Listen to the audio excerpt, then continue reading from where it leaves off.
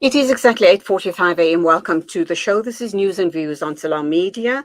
Next, we have Dr. Vusumuzi Sibanda, Chairperson of the African Diaspora Forum, to talk about the first flight from the UK to Rwanda. And this is the first group of asylum seekers. The reason given by the UK government is these asylum seekers will be transferred to Rwanda for processing before they can be granted residency into the UK. And this amidst much outrage by lots of humanitarian agencies, and also Prince Charles of the UK is reportedly against this agreement. Dr. Sibanda, a very good morning to you. Welcome. And your thoughts on this possibly outrageous situation?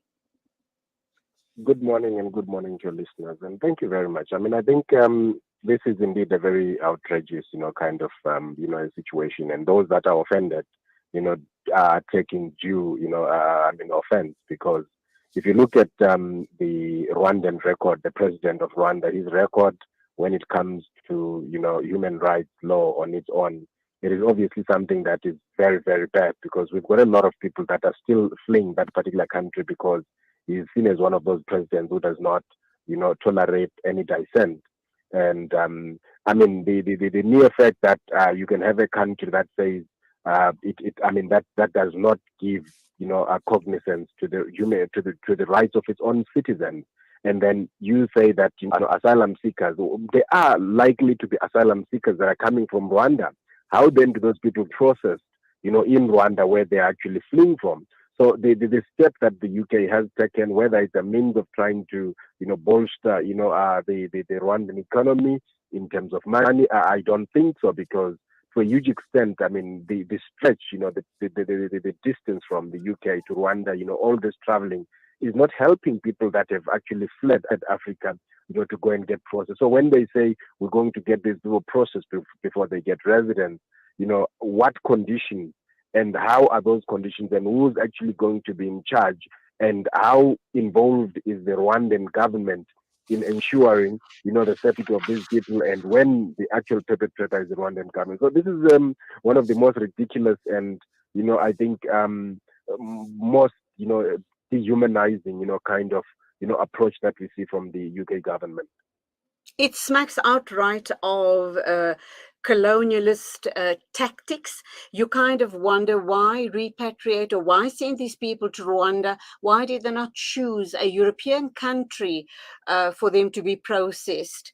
So again, it's once again white people wanting to get rid of black people. Are they using the same tactics with the Ukrainian refugees? Absolutely not, because those are white people, is it not? Well, it is very true. I mean, I think when you look at that assertion, I mean, the Ukrainian people are being, accepted anyway, even in just families. And then, when you look at the African, or the black people, they're being sent. So to a huge extent, I think that, the big brother mentality that the British, particularly the United Kingdom, is exhibiting, is actually very sickening and, nauseating, I think, to a big extent, because I think, UK is actually looking at itself as, one of those countries that can dictate terms, to all the countries. I mean, it is bound by the United Nations in terms of, the UN Convention on Asylum Seekers and Refugees. And it is not, I mean, the fact that, people should be taken back from a continent where the bulk of the people, it wouldn't be surprising that, there is a very huge percentage of people that are Rwandans that are fleeing Rwanda. And those people are being brought back, to Rwanda, to have their status being determined in that particular country. And that's taking people, it's actually violating the very most important principle of non-refoulement. And in any event, the people that are fleeing Africa do not find refugee anywhere else in Africa, because, the bulk of the countries, that are in Africa either have some form of, instability in some way or the other. It does not provide the required kind of protection that they would obviously get, because one, of the infiltration we've had people being, attacked here in South Africa.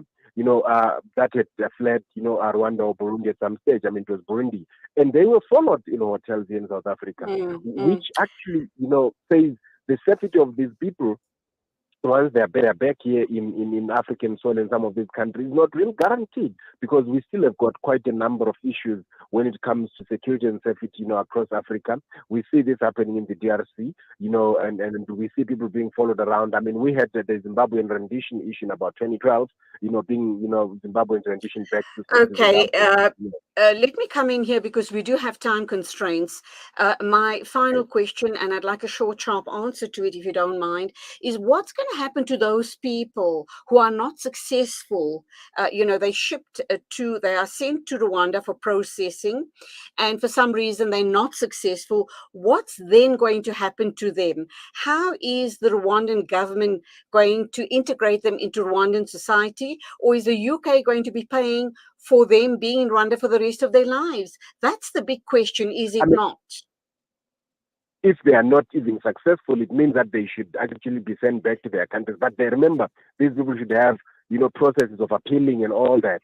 And who are they appealing against? I mean, the UK government. I mean, while they are in Rwanda where they are not supposed to be in the first place. And so it's a big question really of how this thing is going to work around. And I'm not sure if the British government has really thought about it quite carefully, or it's just an issue of pushing their policy or foreign policy, which is not compatible with the United Nations Conventions on refugees and asylum seekers. Okay, we are going to watch this closely and talk again in a couple of weeks' time to see how this is playing out. Thank you indeed for your time, Dr. Sibanda, Chairperson of the African Diaspora Forum. That brings us up to 8:51 a.m. Stand by. We will be talking with the leader of the Al Jamal Party, that's Hanif Hendricks, in a minute or two about the initiatives honoring the young martyrs of 1976 and beyond. The Syrian crisis has raged for over 4,000 days.